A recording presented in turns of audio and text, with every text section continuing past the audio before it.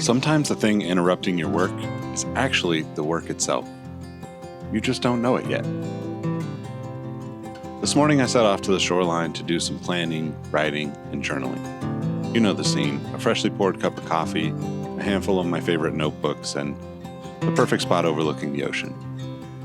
I had my to-do list, my goals, my perfect plan for kicking off the day with some much-needed productivity. What I didn't plan for was a symphony of chaos that was about to unfold. First came the tree trimmers, their machines drowning out my thoughts. The kind of distraction that makes you want to pack it up and head for a coffee shop or just back home to hide from the world. But here's what's fascinating. Just as I was contemplating leaving and heading someplace else, something else caught my attention. A bumblebee doing its bumblebee thing, not caring about my productivity or my word count, just floating from flower to ice plant, back to flower, before pausing like it was an audition for a nature documentary. And for a brief moment, I forgot about being annoyed by the tree trimmers. I was just watching. Then came the sea otters, showing up like they were hired by the universe to teach a masterclass in living in the moment.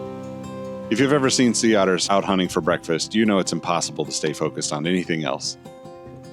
They seem to enjoy their meals in ways that humans can't imagine, floating and twirling in the waves like rebellious teens at a fancy restaurant. They don't care about your marketing strategy, your content calendar, or even what you're writing in your journal.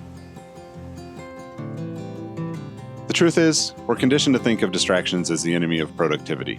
We download apps to block them, we wear headphones to avoid them, and beat ourselves up when we succumb to them. But what if we're looking at it all wrong? What if all of these self-help gurus telling us how to be more productive are actually in the wrong? Some of the greatest creative breakthroughs in history came from people being distracted by the right thing at the right time.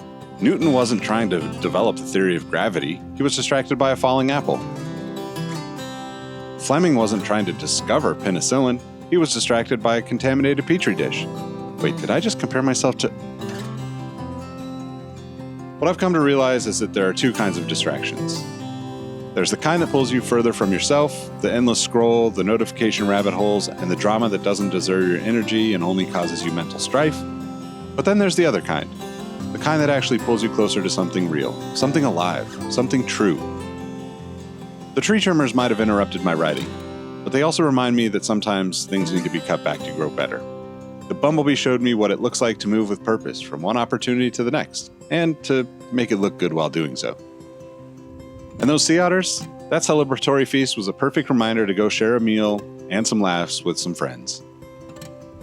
Next time something pulls your attention away from what you're supposed to be doing, take a second before fighting it. Ask yourself, is this distraction pulling me further from my truth, or is it maybe trying to show me something I need to see? Because sometimes the best ideas don't come from staring at a blank sheet of paper. They come from watching a bee dance between flowers, or sea otters play in the waves, or even the rhythmic sound of the trees being trimmed on a Wednesday morning. The world is full of distractions. The trick isn't to avoid them all. It's to learn which ones are actually invitations in disguise. Now, if you'll excuse me, I think those sea otters are trying to tell me something.